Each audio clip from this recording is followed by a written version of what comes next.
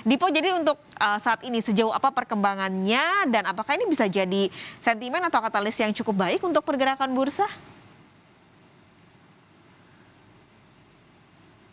Iya, setidaknya untuk informasi terakhir yang kemudian disampaikan oleh anggota Komisi 11 DPR RI, M. Sarmuji menyebut bahwa dalam hal ini pemerintah atau Menteri Keuangan Sri Mulyani sudah mengajukan sebenarnya Paskalis dan juga saudara terkait dengan draft untuk kemudian pembahasan teks amnesti jilid 2 yang nanti ataupun yang sampai dan saat ini masih terus dilakukan pembahasan antara pemerintah dan juga antara pihak DPR RI. Karena kalau kita melihat ke belakang sebenarnya wacana terkait dengan pemberlakuan teks amnesti jilid 2 ini memang sudah santer terdengar beberapa kali, pada pekan lalu juga kembali terdengar, dan memang kalau kita melihat situasinya, wacana ini kembali lahir pada saat pandemi COVID-19 kembali mencatatkan sejumlah penambahan kasus harian yang kemudian memecahkan rekor. Karena dinilai teks amnesti ini memang memiliki sejumlah manfaat. Beberapa di antaranya adalah teks amnesti jilid 2 jika memang nanti diberlakukan dapat disinyalir menjadi jalan keluar atau setidaknya terobosan untuk kemudian mendorong penerimaan negara dari sektor perpajakan, begitu kemudian juga khususnya dapat digunakan memang kalau nantinya diperlukan ini dapat digunakan untuk kemudian penanganan kesehatan ataupun pemulihan ekonomi secara nasional. Karena kalau kita melihat sejarahnya ataupun setidaknya pada saat teks amnesti ini diberlakukan pada tahun 2016 hingga 2017 begitu, ini teks amnesti ataupun Menteri Keuangan Sri Mulyani mengklaim teks amnesti di Indonesia ini paling sukses jika dibandingkan dengan kebijakan yang dilakukan di negara-negara lain, karena Indonesia memperoleh penerimaan sebesar kurang lebih 114,54 triliun yang merupakan uang tebusan atau sanksi administrasi dan keterlambatan pelaporan harta dan pembayaran pajak atau sebesar 0,92% dari produk domestik bruto Indonesia sebesar 932,2 miliar dolar Amerika Serikat pada tahun 2016.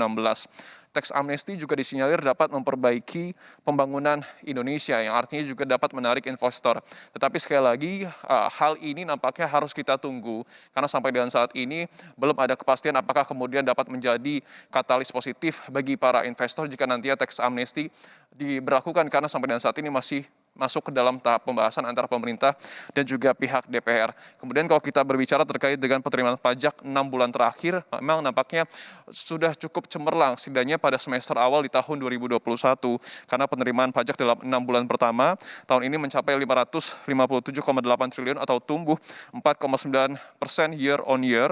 Angka tersebut setara dengan 45,4% dari target akhir 2021 sebesar 1.229,6 triliun. Dan sebelumnya juga Menteri Keuangan Sri Mulyani sudah menyebutkan bahwa nampaknya penerimaan pajak tahun ini mulai pulih setelah pada tahun lalu mengalami kontraksi sebesar kurang lebih 12%, tetapi untuk tahun ini pertumbuhannya hampir menyentuh angka 5%. Terkait dengan statement ini kami hadirkan kutipan wawancara dengan Menteri Keuangan Sri Mulyani beberapa waktu yang lalu. Pertumbuhan pendapatan negara 9,1% ini dibandingkan tahun lalu yang mengalami kontraksi 9,7%, ini adalah suatu kenaikan yang sangat tinggi dan bagus. Penerimaan pajak sudah mencapai 557,8 triliun atau 45,4% dari target tahun ini 1.229,6 triliun. Ini tumbuh mendekati 5%, 4,9%. Tahun lalu penerimaan pajak kita mengalami hantaman yang sangat kuat, yaitu kontraksinya sampai 12%. Ya, lantas bagaimana Paskalis dan juga saudara terkait dengan pergerakan pasar pada pagi hari ini? Juru kamera kami, Misbah Munir, akan menunjukkan kepada Anda, saudara, ini adalah situasi ataupun papan bursa yang kemudian menunjukkan pergerakan bursa setidaknya 11 menit setelah dibuka pada pukul 9 pagi hari tadi, di mana indeks harga saham gabungan pada pagi hari ini berada di zona hijau ataupun berada pada level 6.057,55 ataupun menguat sebesar 0,22% atau 12,69 basis poin. Kalau kita berbicara terkait dengan bagaimana pergerakan IHSG setidaknya pada pekan ini ataupun pada 3 hari di pekan ini memang nampaknya terus mengalami naik turun ataupun fluktuatif begitu.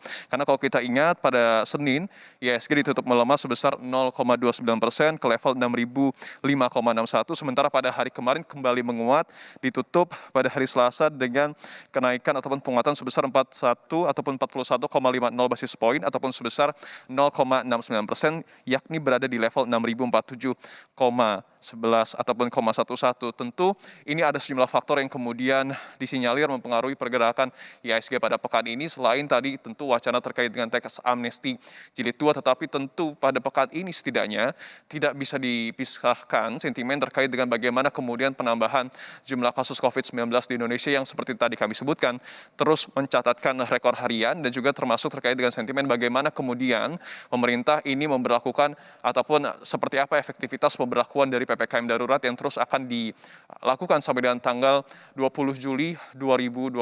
Tentu efektivitas terkait dengan PPKM darurat, kemudian juga bagaimana kemudian laju perkembangan COVID di Indonesia ini akan juga mempengaruhi indeks kepercayaan konsumen setidaknya pada bulan Juli di tahun 2021 ini, Paskalis.